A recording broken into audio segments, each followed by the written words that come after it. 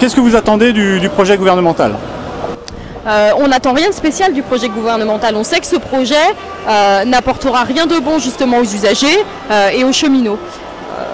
Pourquoi? Parce que c'est un projet qui s'inscrit dans le 4e paquet ferroviaire, donc la concurrence libre et non faussée. Voilà, donc c'est juste un éclatement de l'entreprise en trois pour préparer à l'entrée à la concurrence sur le territoire national.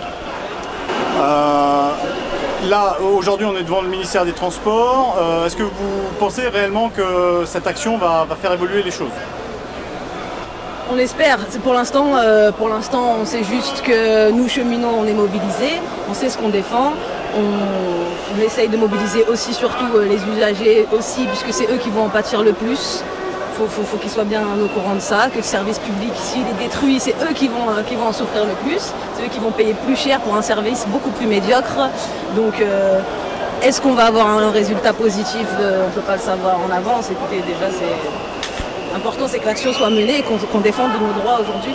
Donc là, est-ce que vous pouvez me raconter un peu ce qui s'est passé tout à l'heure devant le rassemblement du ministère des Transports? Devant le ministère, nous, on est arrivés avec une banderole en fait représentant les cheminots CGT de toutes les organisations de Saint-Lazare. Voilà, donc on s'est bien aperçu que quand on est arrivé, c'était quand même un peu tendu.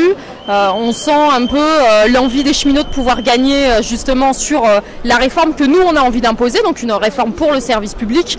Voilà, maintenant on sait que les organisations syndicales ont été reçues hier soir, ont été reçues ce matin. On attend les propositions de Cuvillier.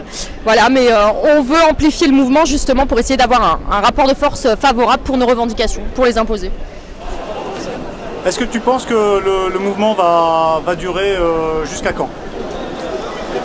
Alors, j'espère pas que le mouvement dure, j'espère que la réponse qu'ils nous apporteront et qu'on désire sera le plus rapide possible. On n'a pas envie d'être en grève pendant 20 jours, c'est pas le but. Le but c'est d'avoir ce qu'on demande, c'est pas de faire grève pour faire grève.